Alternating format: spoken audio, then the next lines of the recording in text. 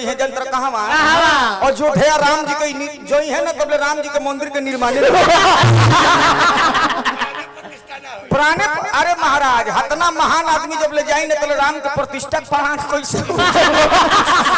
प्राण में प्रतिष्ठा ही जाते जाते डाल दी है काहे कि गोभिनाइल में जाता रहे। हम पुछुक ब्यासी हैं आई है गोभिनाइल ब्यासी वही जे जाके कोछिया बेची हो अयोध्या में जई हो टीका कोली हो आ जाके वही जे बुझे के कोछिया बेचे लगी। भरत भैया का लय बड़ा सुंदर सुनौले हैं कि यमुना द्वार सगरे अरे यमुना द्वार सगरे अरे मोहल्ला यटारिया अरे तोरा बीन नीक ना हर लाग रे सवारिया अरे तोरा बीन नीक ना। बहुत सुंदर भरत शर्मा का लाइन तू गावत हो। भरत शर्मा तेरा सामने आज है तो जीरो हो जाए हमारा उनका बाद में रहे के चाहता है उ गोवते सटले सटले देवता होले ओइसे ओकरा के पूजा देवे के पड़े जब ले ना दे जब हुआ के छुओला के डर ना हो ओकरा परिकला के डर हो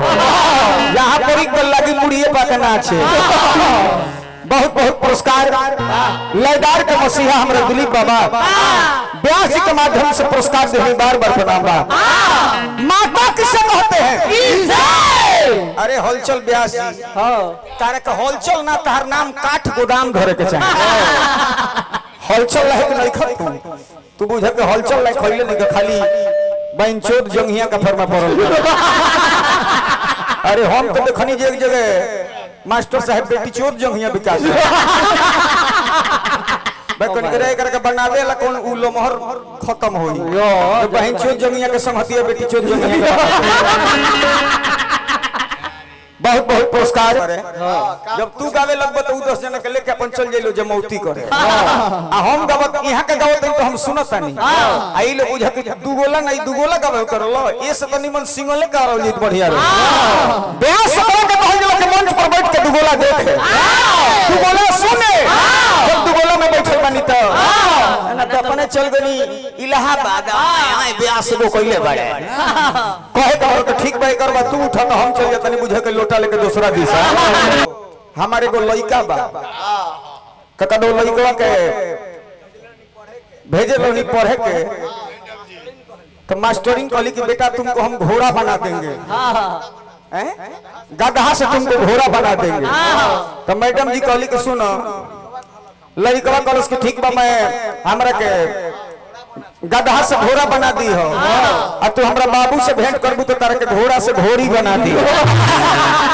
देखिन कर सुमिरन माई के सुमिरन गावत रे पीला पीली घोड़ा घोड़ी अच्छा बोलो सामीनाथ भैया हमार बड़ भाई हमें होइए नहीं कुछ कहलाऊ नहीं तो कहलाऊ होइए तो हम सुन ले नहीं ते बार हम तू कहले बार तो हमरा से सुनो कह कर जे कदो हमरा बाबूजी से भेंट करबो त तारा के घोड़ा से घोड़ी बना दी। अच्छा आज ले घोड़ा से कहू बाबा घोड़ी भइल बा इनका गांव में तो पीला एगो पीली हो गई खाली ने हलरावला के मारे एगो पीला से जहां पीली से एगो पीला भेंट कइलस तो पीलेवे पीली हो गई। अरे तू कौन आदमी बार कौन कीर्तन गावत रहो तारा इसन व्यास के मुंह में प्लास्टिक वाला पिलुआ पड़ जाए माई के सुमरन गावत रहो पीला पीली का फेर में पड़ल